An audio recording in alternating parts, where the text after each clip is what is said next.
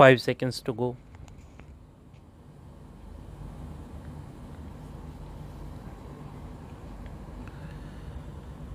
Start. Sir, with regard to this banking laws, there is much to be said. After the nationalization of banks, several issues have cropped up.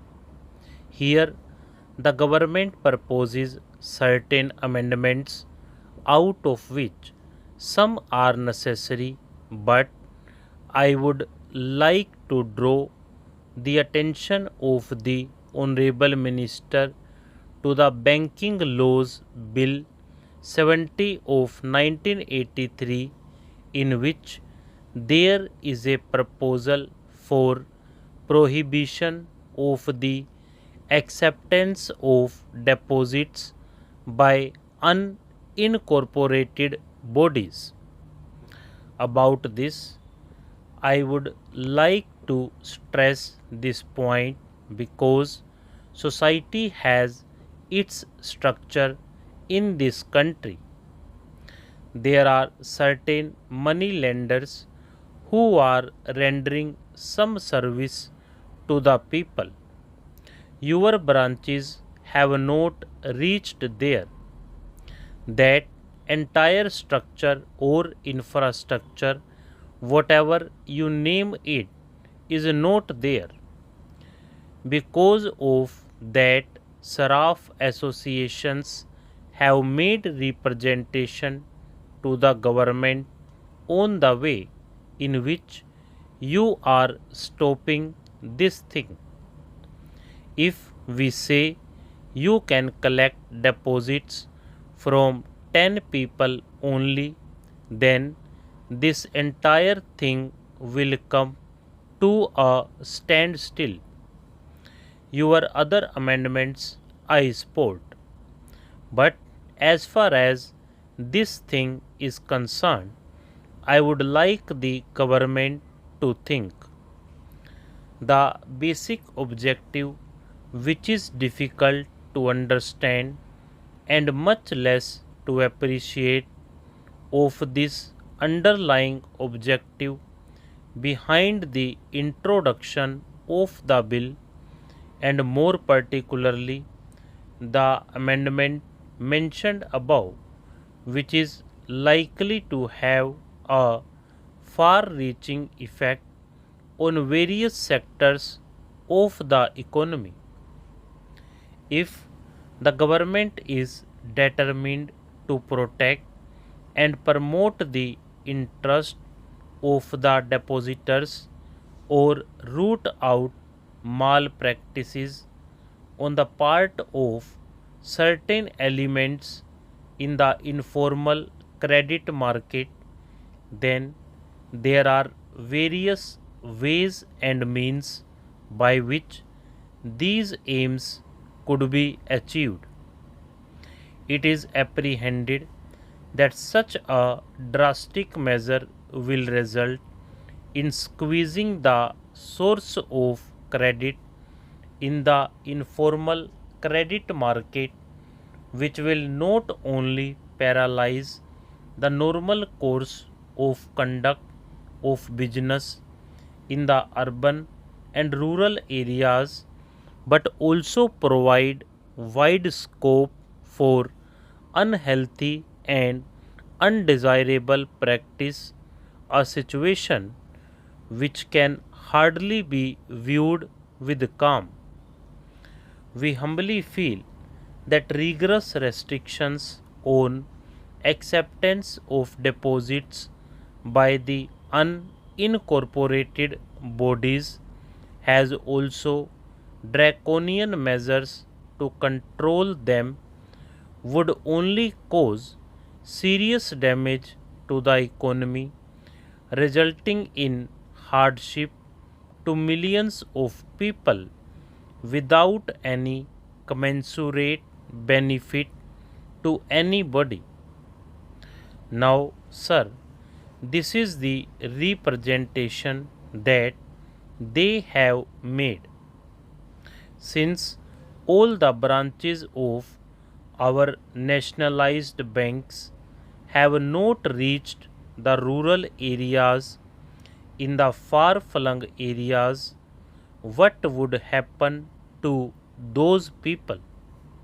Sir, having stated this, these people had approached me in Bombay. Then, sir, all the Saraf associations are already agitated over it. Now, I have got a memorandum which I think has been submitted to the government also. It is Gujarat State Saraf Association.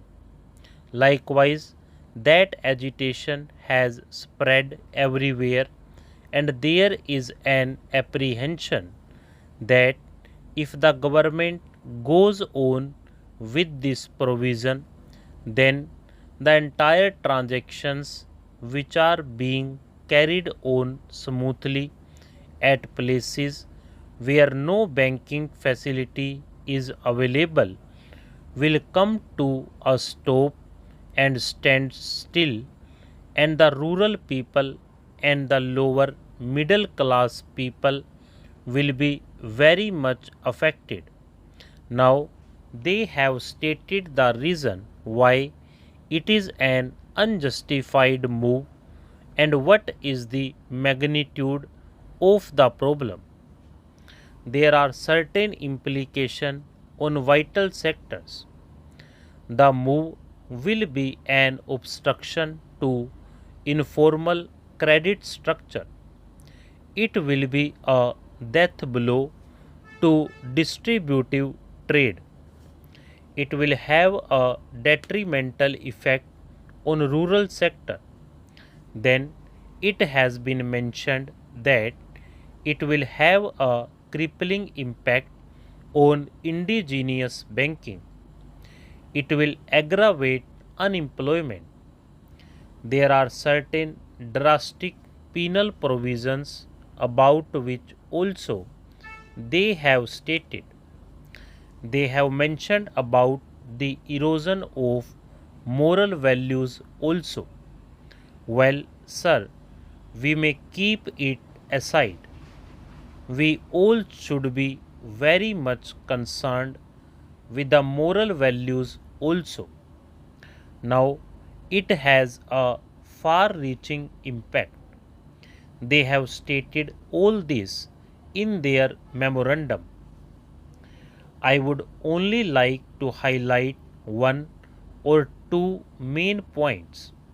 It has to be realized that the informal credit structure comprising of trade, business, commission agents, and indigenous bankers has been rendering valuable services since times immemorial to various sectors of the society, and more particularly in rural and semi urban areas. What is more, they occupied a place of pride due to personalized service to both clients and depositors, coupled with high efficiency and prompt service at low overhead cost. Even though greater percentage of information credit structure is unsecured vis-a-vis the bank credit, which is mostly secured, the default is very low. Despite substantial expansion of bank branches, not only of the nationalized banks but also the national rural banks and the cooperative banks, the informal credit market continues to serve the increasing needs of the internal trade, industry, and commerce of the country, which highlight its viability and indispensability. Even in developed countries like USA, informal and non-banking commercial credit markets operate without being subjected to close customary and legal regulation characteristic of commercial banking and its variants. In such circumstances, instead of destroying such informal credit structure, it would be quite useful to revitalize and reinvigorate it. Stop.